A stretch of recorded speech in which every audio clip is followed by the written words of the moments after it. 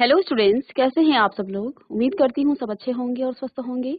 मैं Meena Rana ICT virtual class में आपका स्वागत करती हूँ। तो स्टूडेंट्स, हम पढ़ रहे हैं क्लास 7 का मैथ्स, और जैसा कि आप जानते हैं हम चैप्टर नंबर 11 अलजेब्राइक एक्सप्रेशन का हम रिवीजन कर रहे हैं। और प्रीवियस लेक्चर में हमने कुछ इसके कॉन्सेप्ट थे उसको जाना और कुछ क्वेश्चन हमने सॉल्व किए। तो चलिए चलते हैं और स्मार्ट बोर्ड पर कुछ और कॉन्सेप्ट और क्वेश्चन को हम सॉल्व करेंगे। तो चलिए चलते हैं स्मार्ट बोर्ड पर।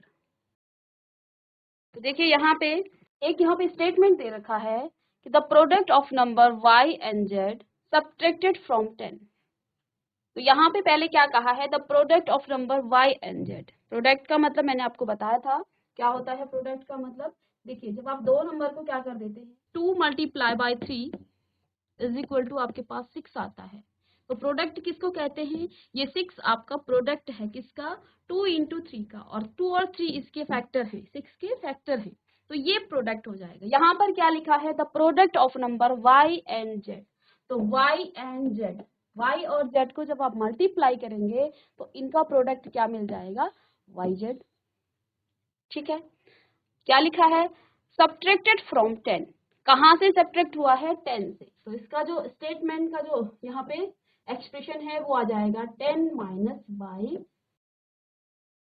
ठीक है, क्योंकि 10 में से आप क्या कर रहे हैं, उसको सब्ट्रैक्ट कर रहे हैं। ठीक है, इसके बाद नेक्स्ट है last, the sum of the number a and b। Sum of the number a and b यानी कि a प्लस b, तो वेरिएबल्स यहाँ पे आपको दे रखे हैं a और b। The sum of number a and b subtracted from their product. अब यहाँ पे फिर से प्रोडक्ट की बात की गई है, किसके प्रोडक्ट की, a और b के प्रोडक्ट की बात।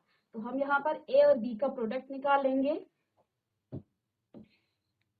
a multiply by b। इन दोनों को मल्टीप्लाई करने के बाद जो आपको मिलेगा वो इन दोनों का प्रोडक्ट होगा। तो ए बी यहाँ पर आपका प्रोडक्ट है। ठीक है, तो यहाँ पे क्वेश्चन क्या कह रहा है, the sum of the number A and B, sum of the numbers A and B subtracted from their product.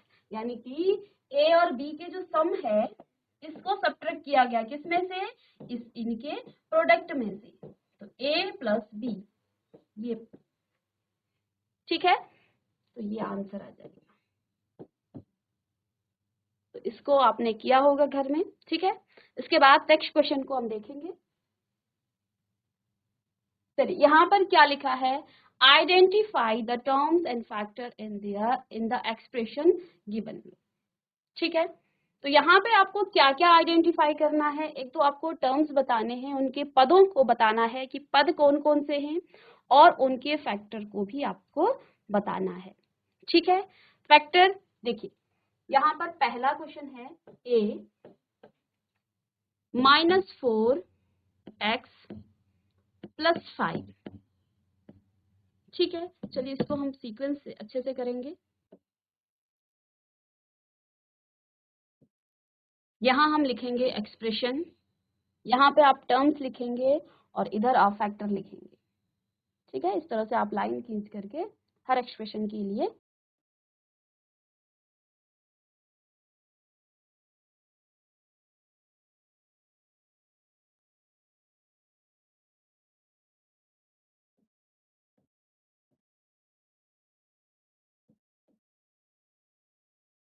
तो यहाँ पे देखिए, इधर आपके पास कुछ एक्सप्रेशन दे रखे हैं।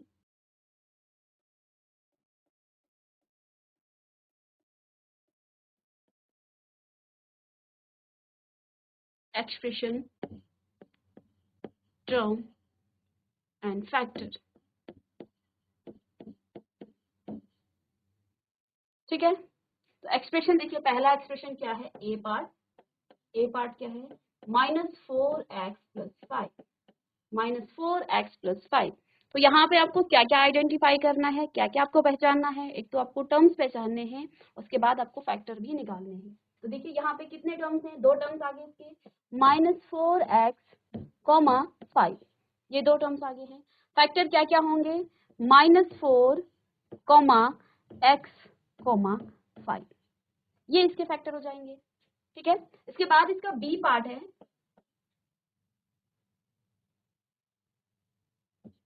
-4x प्लस में 5y। इसके भी आपको टर्म्स बताने। तो देखिए टर्म्स क्या क्या हैं, दो टर्म्स इसमें भी हैं, 4x, 5y। फैक्टर की जब आप बात करें, ठीक है, -4 को चाहे तो आप -1 और 4 भी लिख सकते हैं, एक ही बात है, ठीक है। -1 को जब आप 4 से मल्टीप्लाई करेंगे तो -4 आएगा, ठीक है। और यहाँ पर भी इसके फैक्टर क्या क्या हो जाएंगे, -4, x, y, y, 5, y, ये इसके फैक्टर है, ठीक है। इसके बाद इसका सी पार्ट है 5y प्लस में 3y²। तो terms again to terms, 5y दो पद हैं इसमें, 3y²। तो देखिए फैक्टर क्या क्या यहाँ पे आ जाएंगे आपके, 5, y, 3, y, अगेन y, ठीक है। ये इसके क्या आ जाएंगे, फैक्टर आ जाएंगे, ठीक है। y² को क्या लिखते हैं, y इंटू वाई, तो एक y और दूसरा यहाँ पे y। इसके बाद इसका डी पार्ट है xy प्लस 2x²। ये देखिए ये स्क्वायर में है, ठीक है, इसको ठीक कर लेंगे, 2x² और y², ठीक है। अगेन यहाँ पर भी आपके पास कितने हैं, xy एक टर्म है, एक पद यहाँ पे xy है और दूसरा पद क्या है, 2x² और y², ठीक है। अब इसके फैक्टर निकाल लेंगे हम यहाँ पे। फैक्टर देखिए क्या क्या हो जाएंगे, एक तो x हो जाएगा, comma y, comma 2, comma x, y, y, ये इसके फैक्टर आ जाएंगे, ठीक है। और लास्ट यहाँ पर क्या दे रखा है, PQ प्लस Q, ठीक है। तो मैं इसको थोड़ा सा यहीं पे, चलिए एक लास्ट टर्म है यहाँ पे बचा हुआ E, इसी का E पार्ट, PQ प्लस में Q, ठीक है। तो इसके दो टर्म्स हैं, इसके दो पद हैं, PQ, Q, और इसके फैक्टर क्या हो जाएंगे, P, Q, ठीक है। तो ये तो हमने पहले भी रेगुलर क्लास में भी इसको किया है, तो ये तो आपको समझ में आ गया होगा। और इसके बाद देखिए नेक्स्ट क्वेश्चन है, identify the numerical coefficient of term other than constant in the expression, ठीक है। Identify the numerical coefficient of terms other than constant in the expression. आपको यहाँ पर क्या आइडेंटिफाई करना है, न्यूमेरिकल कोफिशिएंट आपको निकालना है किस टर्म्स के, जहां पे आपके क्या कांस्टेंट ना हो। तो सबसे पहले देखिए यहाँ पे पहला पार्ट क्या है, इसका पहला पार्ट है 5 माइनस, या इसको आप उसी तरह से चार्ट बनाकर, ये तो हमने कर चुके हैं, मैं एक क्वेश्चन समझा दूंगी उसके बाद आप खुद से कर लेंगे, ये हम कर भी चुके हैं, ठीक है। तो 5 माइनस 3t²। तो यहाँ पर आप देखिए, यहाँ पर लिखेंगे आपकी न्यूमेरिकल कोफिशिएंट, पहले तो आप क्या लिखेंगे, टर्म विथ वेरिएबल्स, ठीक है। वेरिएबल्स के साथ आपका क्या होगा, न्यूमेरिकल कोफिशिएंट होगा, ठीक है। तो उसके बाद आप उन टर्म्स को लिखेंगे जो टर्म्स, जिन टर्म्स में क्या है, जिनमें आपके वेरिएबल्स है, वेरिएबल्स के साथ आपका क्या हो जाएगा, न्यूमेरिकल कोफिशिएंट, क्योंकि यहाँ पर क्या लिखा है, अदर देन कांस्टेंट, आपको कांस्टेंट वाले टर्म्स नहीं लिखने हैं, ठीक है। तो ये तो आपके एक्सप्रेशन आ जाएंगे, आप इसको भी इसी प्रकार से लिख सकते हैं जैसे हमने प्रीवियस क्वेश्चन में सॉल्व किया है। यहाँ आप एक्सप्रेशन लिखेंगे, ठीक है, इधर आप टर्म लिखेंगे, टर्म विथ वेरिएबल, और यहाँ आप लिखेंगे टर्म विथ वेरिएबल, और यहाँ पर आप लिखेंगे क्या, न्यूमेरिकल कोफिशिएंट, ठीक है। पूरा लिख लेंगे इसको इस तरह से।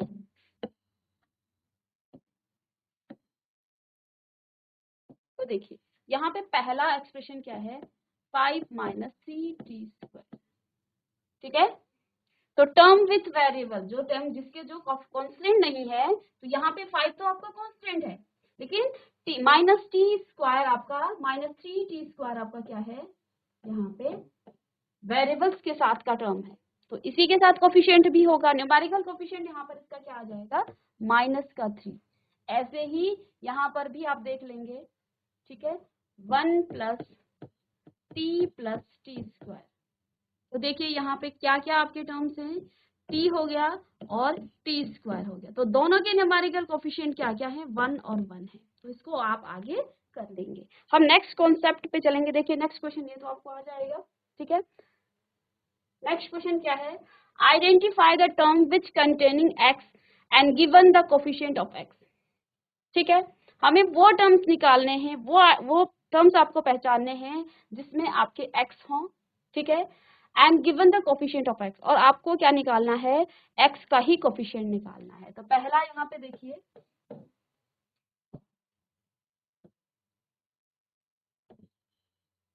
y² x प्लस में y। तो यहाँ पर आप क्या लिख लेंगे,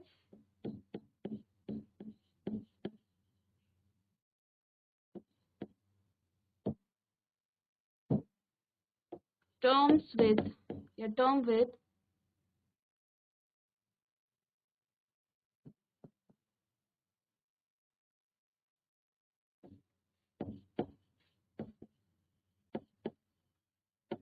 विच कंटेन x। तो वो टर्म जिसमें x कंटेन किया है तो वो उसके साथ ये है, ठीक है, y² x। ठीक है, अब इसका इसी का आपको कोफिशिएंट बताना है x का। तो x का कोफिशिएंट क्या है यहाँ पे, y²। तो कोफिशिएंट ऑफ x, तो x का कोफिशिएंट क्या आ गया यहाँ पे, y²। ठीक है, दूसरा क्या है, 13y² माइनस में 8yx। तो टर्म विथ x जिसमें x हो, तो कौन सा टर्म है वो, ये टर्म्स है। तो माइनस का 8yx और इसका कोफिशिएंट क्या आ जाएगा, इसका कोफिशिएंट आपके पास -8y। जब आपको ये पूछा जाए ओनली न्यूमेरिकल कोफिशिएंट, तब आप न्यूमेरिकल कोफिशिएंट निकालेंगे। यहाँ पर क्या कहा है, x का हमें कोफिशिएंट निकालना है, हमें सिर्फ न्यूमेरिकल की बात नहीं की गई है, यहाँ पे आपको कोफिशिएंट निकालना है। तो कोफिशिएंट देखिए बच्चों, यहाँ पर आपका x का -8y होगा, ये पूरा इसका कोफिशिएंट होगा। x के साथ जो भी आपको यहाँ पे दे रखा है वो सब आपको कोफिशिएंट होगा उसका। लेकिन जब बात यहाँ पर क्वेश्चन में ये लिखा होता कि आपको न्यूमेरिकल कोफिशिएंट बताना है, ठीक है, तब आप -8 लिखते, ठीक है। इसके बाद नेक्स्ट है थर्ड, x + y + 2। अब यहाँ पे देखिए x किस में है, बस इसी टर्म में है, तो इसी टर्म को लिख लेंगे x, और इसका कोफिशिएंट क्या है, 1 है, ठीक है। ये तो न्यूमेरिकल कोफिशिएंट है इसका, ठीक है। तो यहाँ पे इसका कोफिशिएंट क्या हो जाएगा, 1, ठीक है। ऐसे ही फोर्थ है 5 + z + zx। ठीक है, तो यहाँ पे वो टर्म्स बताना है पहले जो जिसमें x कंटेन हो, जिसमें x हो। तो कंटेनिंग x वाला टर्म्स क्या है, zx, और इसका कोफिशिएंट हो जाएगा z। इसी तरह से आप इन क्वेश्चन को भी सॉल्व कर लेंगे, ठीक है। बहुत ही इजी है ये, बस आपको क्वेश्चन को समझना है, ठीक है। अब देखिए इसका बी पार्ट क्या है, आइडेंटिफाई द टर्म। देखिए इसमें क्या आ जाएगा, इसमें आपका ये टर्म्स आ जाएगा x के साथ। और चलिए मैं इसको भी कर देती हूँ,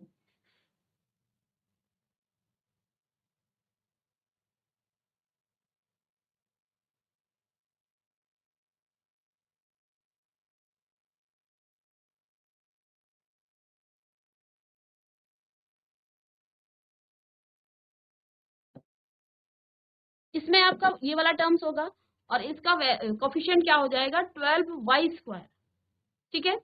इसके बाद 25, अच्छा ये नहीं है इसमें, इसमें ये आपको होमवर्क कर लेंगे इन क्वेश्चन को, ठीक है। इसमें x वाले टर्म्स आपके दोनों हैं, ठीक है, तो आप दोनों के क्या बता देंगे, इनके कोफिशिएंट आप यहाँ पर बता देंगे। अब इसी का बी पार्ट क्या है, identify term which containing y²। अब आपको वो टर्म पहचानने हैं जिनमें y² हो, and the given coefficient of y², और y² का ही आपको कोफिशिएंट भी बताना है। तो पहले में तो आपके पास क्या होगा, एक्सप्रेशन होगा, ठीक है। फिर आप क्या लिखेंगे,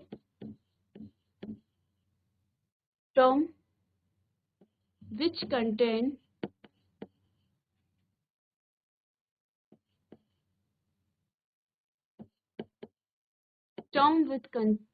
x, और यहाँ आप लिखेंगे कोफिशिएंट, ठीक है, कोफिशिएंट ऑफ, यहाँ y स्क्वायर है, कोफिशिएंट ऑफ y स्क्वायर, ठीक है। तो देखिए पहले में एक्सप्रेशन क्या है आपका, फर्स्ट एक्सप्रेशन है 8 माइनस एक्स वाई स्क्वायर, ये एक्सप्रेशन है। वो टर्म्स पहचानना है, term with containing Y square, वो पद आपको पहचाना है जिसमें वाई स्क्वायर, तो वाई स्क्वायर इसमें है, तो देखिए इसका क्या आ जाएगा, minus X Y square.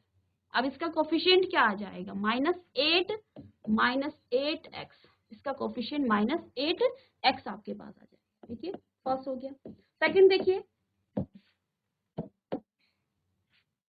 5y square plus 7x, तो वो पद आपको पहचानने हैं जिसमें y स्क्वायर हो, दैट मीन्स ये वाला आपका आ जाएगा, ठीक है। तो यहाँ पर आप लिख लेंगे 5y स्क्वायर, और इसका कोफिशिएंट क्या है y स्क्वायर का, 5, ठीक है।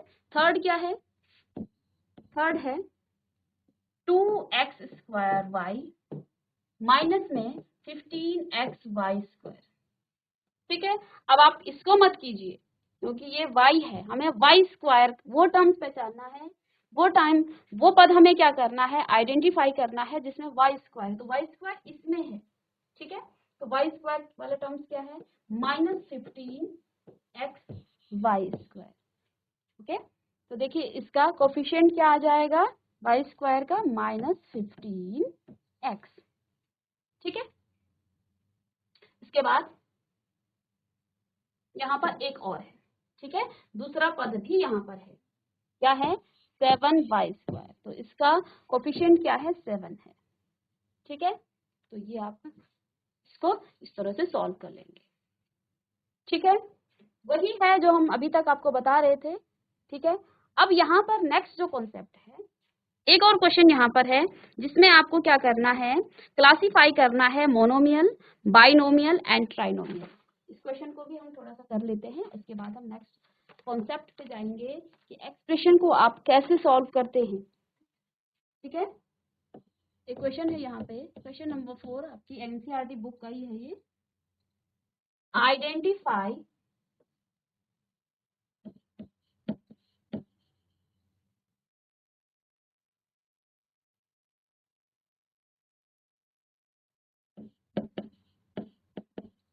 into monomial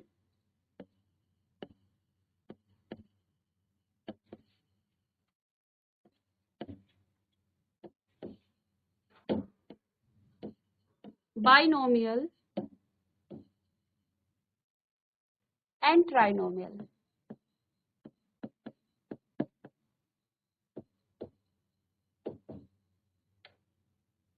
ठीक है। आपको क्या आइडेंटिफाई करना है, मोनोमियल, बाइनोमियल एंड ट्राइनोमियल आपको आइडेंटिफाई करना। फर्स्ट है यहाँ पे आपका, पहला है 4y माइनस में 7z, सेकंड है y स्क्वायर, थर्ड है x plus Y minus X Y, fourth है 100, फिफ्थ है ab minus a minus b, and six है 5 माइनस 3t, 7 है 4p स्क्वायर क्यू माइनस में 4p क्यू स्क्वायर, और इसी का एट्थ है 7mn, और लास्ट है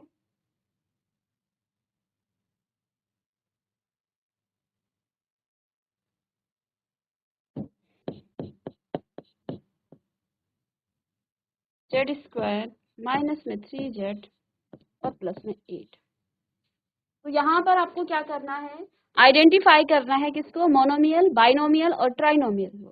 ठीक है, तो यहाँ पे देखिए आपको क्या कहा था, मोनोमियल कौन से टर्म होते हैं, वे टर्म जिसमें एक ऐसा एक्सप्रेशन, कौन सा एक्सप्रेशन मोनोमियल होते हैं, एक ऐसा एक्सप्रेशन जिसमें एक ही टर्म हो, एक ही पद वाले व्यंजक को हम क्या कहते हैं, एक पदी व्यंजक कहते हैं। मोनोमियल का मतलब क्या है, एक पदी। तो हिंदी में तो जैसे नाम से ही आपको पता चल रहा है, एक पदी, द्विपदी और त्रिपद, त्रिपद इसको कहा जाता है। ठीक है, तो यहाँ पे देखिए दो पद हैं, 4y माइनस 7z, तो ये आपका क्या हो जाएगा,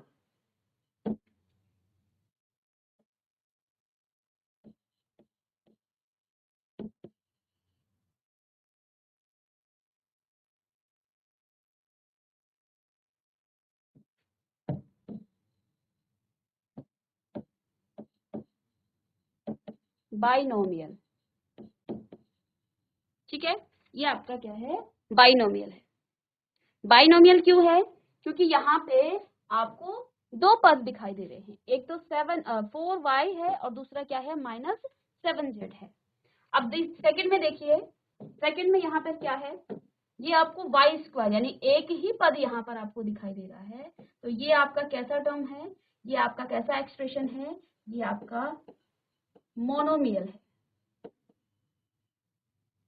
ठीक है, इसके बाद देखिए 1 2 3, तो ये आपका ट्राइनोमियल हो जाएगा।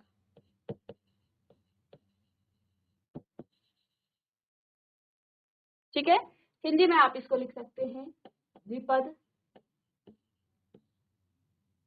एक पदी और त्रिपद, तीन पद है त्रिपद। ठीक है, यहाँ पर देखिए, यहाँ पर देखिए आप इसको घबराना नहीं है, ये कांस्टेंट टर्म है आपका। ठीक है, क्योंकि एक्सप्रेशन में आपके क्या हो सकते हैं, न्यूमेरिकल एक्सप्रेशन भी हो सकते हैं। ठीक है, और अलजेब्राइक एक्सप्रेशन भी हो सकता है। एक एक्सप्रेशन आपका कैसा कैसा हो सकता है, दो टाइप का हो सकता है, और इसको मिक्स करके भी हम क्या करते हैं, इसको बीजीय व्यंजक कहा जाता है। तो यहाँ पे आपके न्यूमेरिकल एक्सप्रेशन भी हो सकते हैं। ठीक है, तो देखिए यहाँ पे ये क्या है आपका 100 है, तो ये आपका कैसा है, मोनोमियल, एक ही पद है इसमें,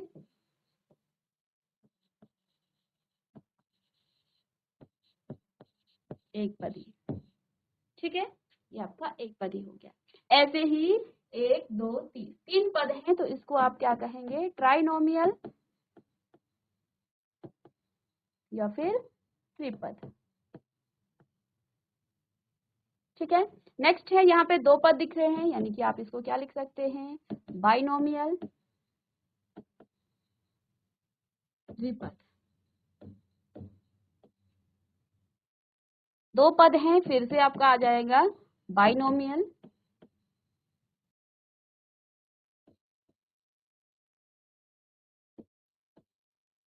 एक पद, क्योंकि एक ही यहाँ पे पद है, तो आप क्या लिखेंगे, मोनोमियल या फिर एक पदी।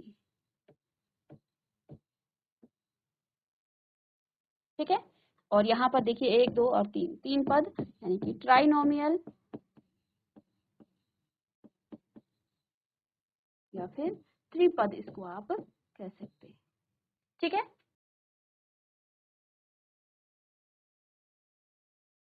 ऐसे ही यहाँ पर एक क्वेश्चन आपको नेक्स्ट दे रखा है कि आपको लाइक टर्म्स और अनलाइक टर्म्स पहचानने हैं, तो इनको भी आप कर लेंगे। आप लाइक टर्म्स क्या होते हैं, जिनके जो अलजेब्राइक फैक्टर हैं अगर वो इक्वल हैं तो उनको आप लाइक टर्म्स कहते हैं। अगर अलजेब्राइक फैक्टर आपके क्या हैं, आपके न्यूमेरिकल फैक्टर अलग हो सकते हैं, उससे फर्क नहीं पड़ेगा। ठीक है, ये हम आपको बता चुके हैं, लाइक टर्म्स और अनलाइक टर्म्स। ठीक है, तो आपके न्यूमेरिकल फैक्टर अलग हो सकते हैं, लेकिन अलजेब्राइक जो आपके फैक्टर हैं वो आपके सेम होनी चाहिए, तो उसको आप क्या कहते हैं, लाइक टर्म। तो हमने आपको क्या बताया था, like term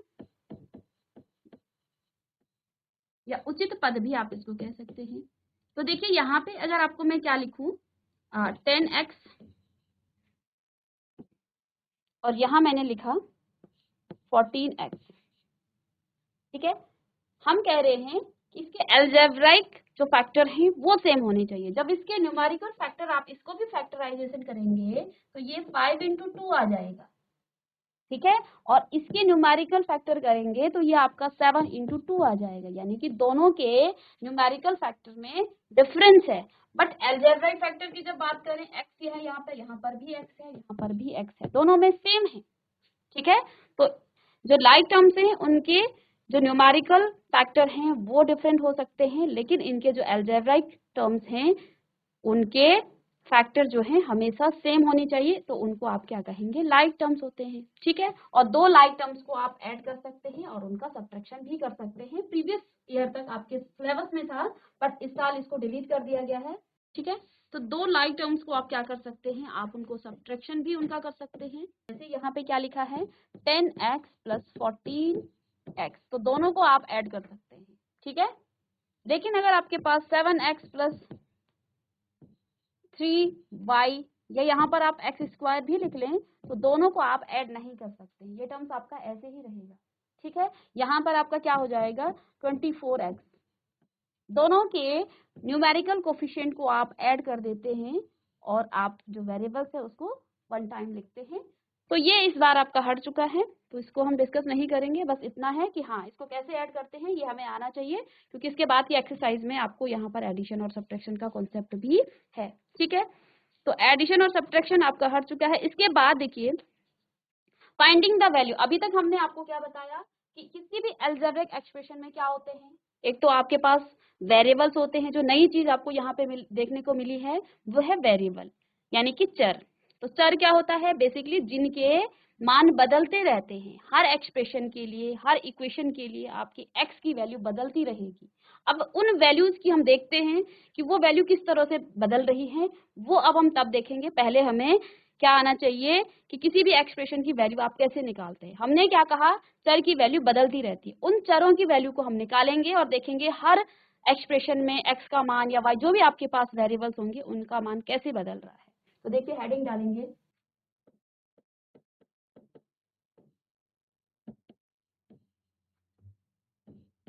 finding the value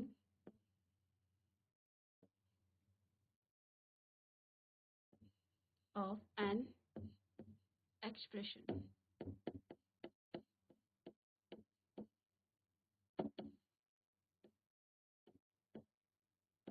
कि किसी भी एक्सप्रेशन में आप कैसे उसकी वैल्यू को फाइंड करेंगे।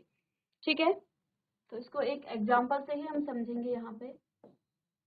ठीक है, क्वेश्चन है, find the value of the following expression. चलिए क्वेश्चन को ना भी लिखें तो सीधे मैं यहाँ पे लिखूंगी कि आपको वैल्यू निकालना है। Find the value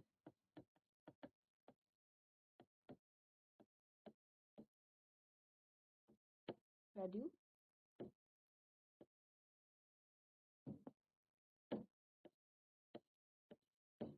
where x is equal to 2। हमें वैल्यू निकालनी है जहां पे आपको x क्या दे रखा है,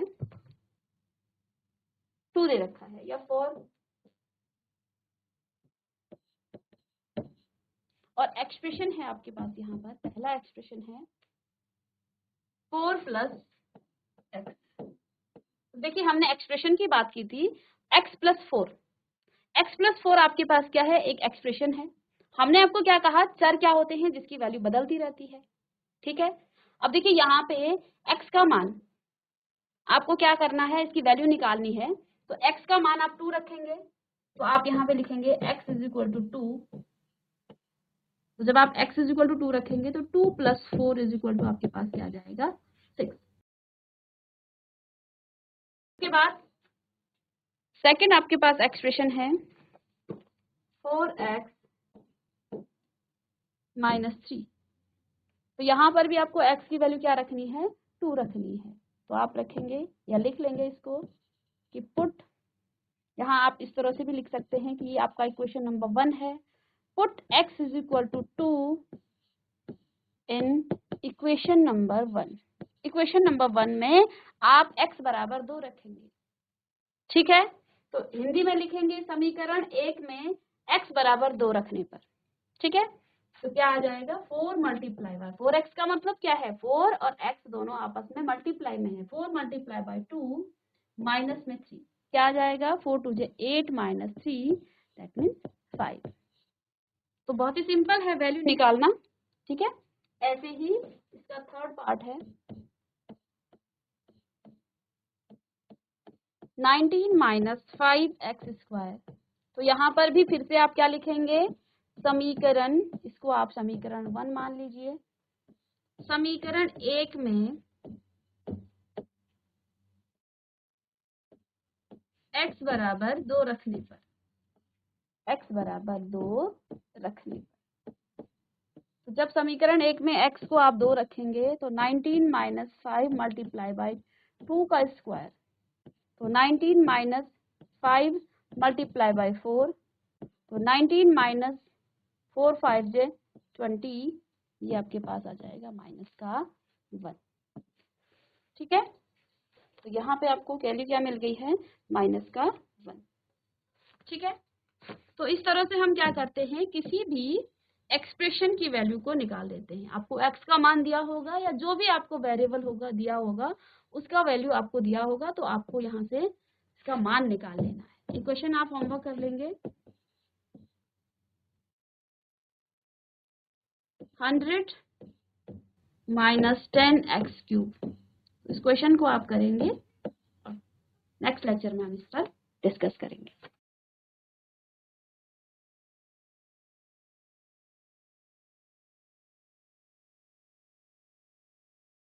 तो स्टूडेंट्स यहाँ पे हमने डिस्कस किया है कि आप किसी भी एक्सप्रेशन में वैल्यूज को कैसे निकालते हैं। तो आपको x की वैल्यू या जो भी वेरिएबल्स आपको गिवन होगा एक्सप्रेशन में उसकी वैल्यू आपको दिया होगा, तो आप क्या करेंगे उस एक्सप्रेशन में उस वेरिएबल्स की वैल्यू रखेंगे तो और यहाँ से आप उसका मान निकाल लेंगे, ठीक है। तो नेक्स्ट लेक्चर में हम इसी पर आगे क्वेश्चन करेंगे। तो मिलेंगे नेक्स्ट लेक्चर में, तब तक के लिए thank you and have a nice day.